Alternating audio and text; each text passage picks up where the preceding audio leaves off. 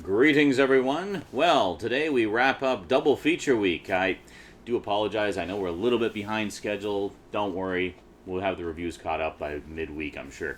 So let's head on over to the secret chest and see what we've got going on today. Okay, what awaits us this time?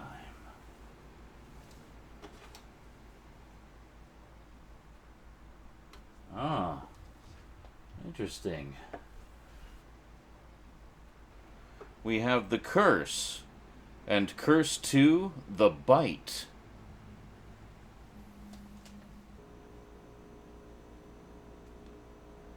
Now playing.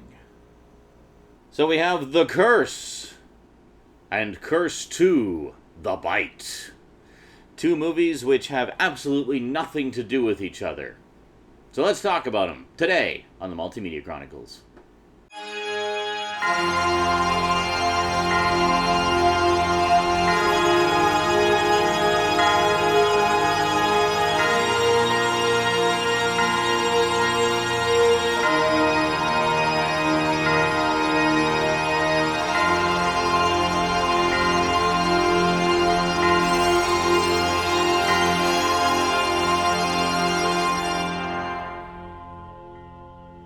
Welcome back.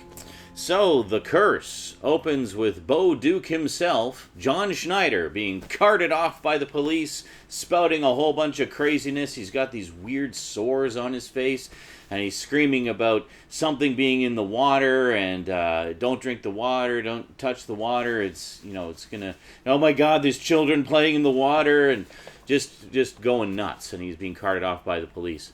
So right away we know, okay, pay attention to the water and stuff. There's going to be something going on with the water there. So we flash back to about 6 months earlier, and the majority of the story takes place on a farm. It's an old-style family farm.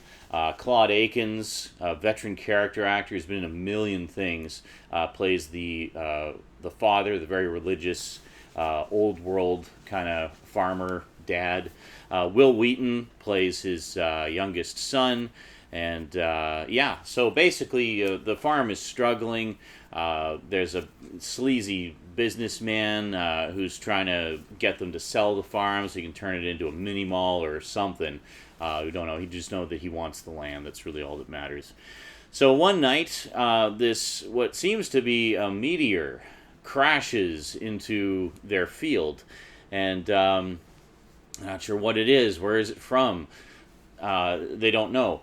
So they have some people come out and investigate, and one of them says, "Oh well, it's actually from an airplane that went overhead. They discharged their waste, and it froze on the way down, and then turned into this big ball of waste."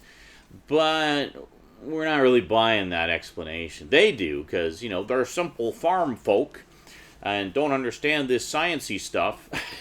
But so the guy who's investigating basically cracks it open, and all this weird liquid comes out, and that's where he sort of comes to the determination that it's just airplane poo water. But we're pretty sure it's something other than that, because it's got this weird glowing property and such. So anyway, this thing just empties its load of goop into the soil and contaminates everything all around them. So what ends up happening is they, the animals get into it in their drinking water and their food, and some of the animals just start going crazy and killing each other. At one point, there's the little girl in the family gets attacked by all their chickens. They just go nuts. The little girl, by the way, is Will Wheaton's real-life sister. And Will Wheaton has said that the only good thing he has to say about The Curse is that it got his sister an acting job. So, yeah. Anyway, so the animals are going crazy. And then also they have these massive crops just spring up almost overnight. Like, for example, earlier in the movie, the sleazy sales guy is saying, "Yeah, I just wanted to buy some of your apples." And the wife is just like, "Oh, they're not in season yet." And then, a few days later, the apple orchard is just full of apples, just like full to the point where they can't even pick them all fast enough because there's just so many of them. So the sleazy businessman comes back. He's like, "Oh, I'm just gonna have one of your apples." He bites into it, and it's full of maggots. And then the farmer's like, "Oh my God, what's going on?" They've been spending hours picking these apples. So he cuts open some random apples. They're all full of maggots. So there's something weird going on with with the water and the crops and the animals and everything. So the long and the short of it is basically, I mean, we determined this pretty much right from the moment go. Is something that came out of that meteor or poo water or whatever the hell it was, infected the soil, infected the water, infected the crops, just infected everything. So, of course, Claude Akins' farmer character thinks it's a curse, that somehow God has forsaken him, and, they have to be more pious and whatnot to fight the curse. But, so also what happens is it starts to affect them, starting with the wife, who is, she's cutting open some vegetables and there's just like goop inside and stuff like that, and she gets it all over her, and she starts to develop these sores on her face. Nobody really says anything about it. They just kind of, okay, I guess she's sick or whatever. But over the course of the movie, she starts to go crazy. Like for example, there's a point where the elder son gets attacked by one of the horses that goes crazy and doesn't get killed or anything, just gets kicked around and injured. So she's trying to put some disinfectant on his butt basically, and she's just like, connect the dots and like just being all crazy. And she goes progressively crazier over the course of it. So, and then the rest of them start to show signs of being infected as well. Now, Will Wheaton's character, he's right on the ball. He knows right away. Like him and his little sister are saying this. The water tastes funny and the food tastes funny. There's something not right, and Mom is acting weird. And it's like he's the only one who sees that something strange is going on. So he goes over. He's sneaking over to a neighbor's farm and getting clean water from their hose, like, so they're not on their land, they're far enough away that they don't have the infection or the contamination rather. So he's getting clean drinking water from them and using what little money he has to go and buy food, and he's feeding his sister like clean food and everything to help her get better, and she starts to get better. Everyone else, however, keeps eating the stuff from the farm, and they're getting progressively worse. It's almost like they're starting to mutate and like becoming really aggressive and so forth. Meanwhile, John Schneider's character shows up fairly early on. He's basically a surveyor. He's looking to he's looking to survey the land and find an area to put in a dam, basically to, I guess for hydroelectric power, that sort of thing. So the sleazy businessman kind of latches onto him, and he's showing him around, and he's trying to get a piece of the pie, as it were. But overall, I mean, it's not at all what I expected. I mean, seeing that the movie was called The Curse, I expected something a little more traditional, I guess, like a gypsy curse or something like that, or a voodoo curse or something. But it's not. It's actually this strange contamination of the water, where it's like they feel like they've been cursed. But really, I mean, it's just a chemical thing. Something either from space or from poo water has infected the soil and contaminated everything. So it's a biological contamination of some kind of unknown origin, and that's what's doing it to them. So, overall, I kind of enjoyed it, actually. It was, I'd never even heard of this movie before. Actually, I think I'd seen the poster around, but I didn't know anything about it, obviously. And so this was basically a blind buy for me. Just grabbed it because the double features tend to be pretty cheap at HMV. You can usually get 2 for $20 or thereabouts. So I was like, yeah, 2 movies for basically $10. Why not? We'll check it out. And Scream Factory rarely disappoints. So yeah, I mean, it's definitely not top of the line.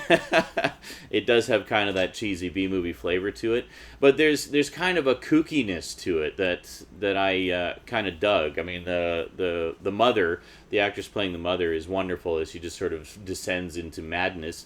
Claude Akins, always a delight, just an amazing character actor. He was one of those character actors who could play just about anything. I mean, he would often be seen as mobster characters or as hard-boiled cops. I mean, he could be either side, good guy or bad guy. Some of you genre fans watching may remember him most from Battle for the Planet of the Apes, where he actually played Aldo. So you'll know he has that really distinct, deep commanding voice. So he was the perfect choice for this grizzled farmer character. So yeah, The Curse, not bad, kind of fun. Just some light, cheesy entertainment, and I like that it's kind of left ambiguous as well as to what the origins of the curse actually is, and of the contamination. We don't really find out. It's just kind of, it doesn't matter really. It's the MacGuffin basically. It doesn't matter what it is per se and where it came from. All that matters is the effect that it's having on this family and their farm. So then we get to Curse 2, The Bite, a sequel in name only. In fact, Curse 2 appears nowhere on screen in the actual film itself. I think it was just on the posters. The movie itself is just called The Bite. Unless there may be an alternate print out there somewhere that has the Curse 2 title on it, but this ain't it. I'm guessing because the non-The Curse, or the non-Curse 2 print is probably the uncut one. That's usually the way it goes with these Scream Factory releases. They go with whichever release is uncut, even if it's a different title. So, Curse 2, The Bite.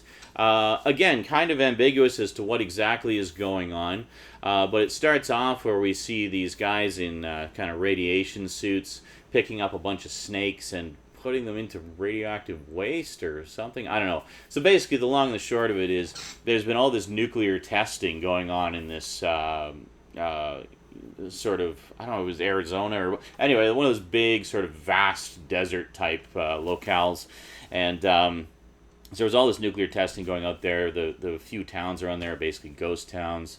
There's not a lot of people living there anymore, and there's been some strange goings on. So the story primarily follows this couple that's going out for a vacation, and they're heading to this one particular place. They go to they stop at a gas station, get some directions. The guy at the gas station attendant recommends this particular route to get to where they're going, and the boyfriend's looking at the map, and he's like, well, why don't we go this way? It's like, wait, it's about half the travel time, and we just have to pass through this little town. And he's like, yeah, you don't want to go there. You just don't want to go there. So, of course, they go there. It's like, we'll save time. At one point, they're bombing down the highway, and the highway is full of snakes, like hundreds and hundreds and hundreds of snakes. And they can't help it. They're like running them over. There's blood everywhere and snakes flying left and right. And, so then they finally end up at a gas station, and they're talking to the gas station attendant there. Another veteran character actor that I recognize. I do apologize. His name eludes me. But they're talking to him about what's going on, mention that, we ran over all these snakes. Do you have any idea what's happening? And he tells them, it's like, yeah, there's been, bomb testing and stuff out here for ages. Like, nobody comes by anymore. They just ruined this whole community and blah, blah, blah. And he talks about how he lost his dog.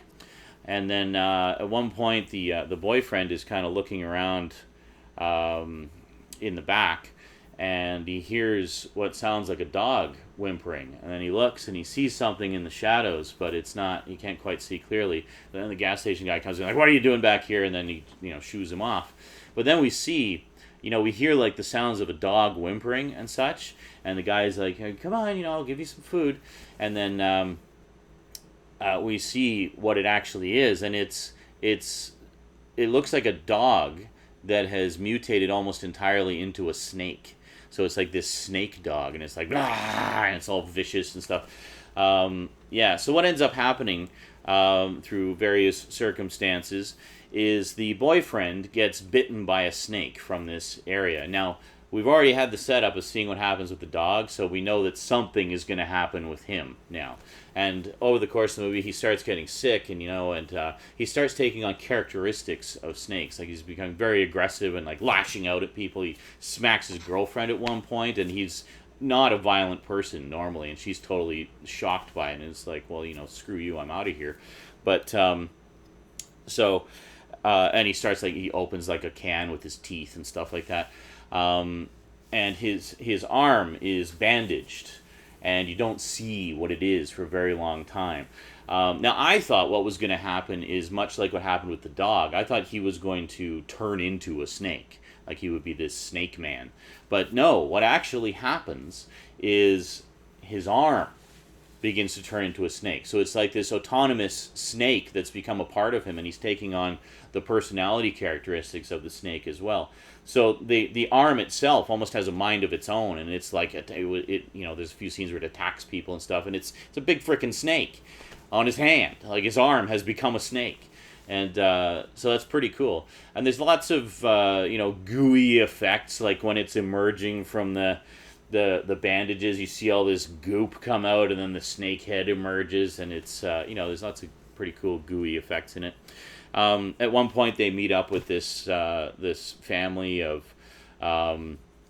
Bible-thumping anti-vaxxers, where the girlfriend is like, you have to take him to a hospital. It's like, no, we don't really believe in doctors here. We like to, just let God sort things out in his own way, and blah, blah, blah. It's like, oh, it's one of these people, it's just, come on, like, you need a doctor sometimes. It's like, God put doctors there for a reason. Duh! So I should mention also, when he first gets bitten, they go to this guy who's not really a doctor. He's more kind of like, I guess, a pharmacist.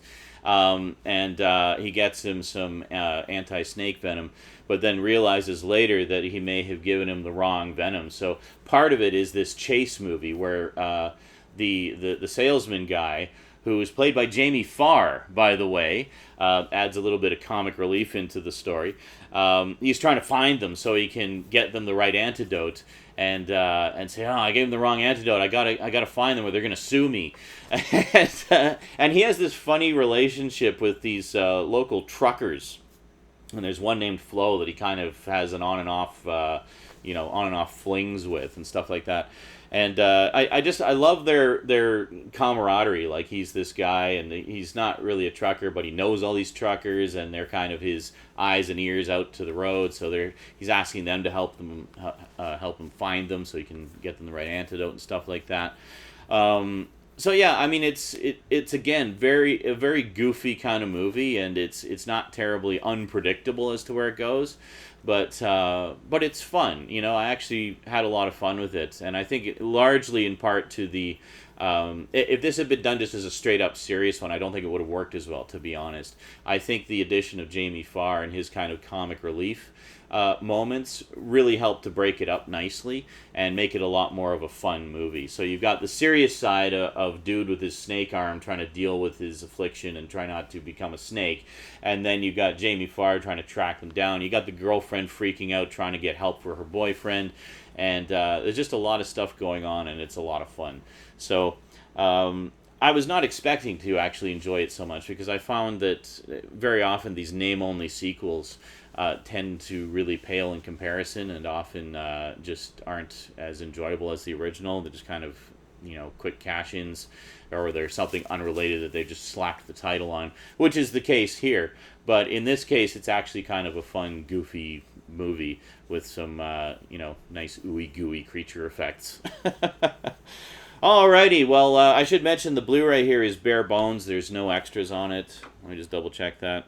Yeah, there's no extras on it. That's often the case with these Scream Factory double features. It's just all about the movies, man. Alrighty, well, that is it for Double Feature Week. Next time, we start talking about a franchise that is very near and dear to my heart, namely the Alien movies. Yes, I talked about the horrible Alien vs. Predator movies a few years ago.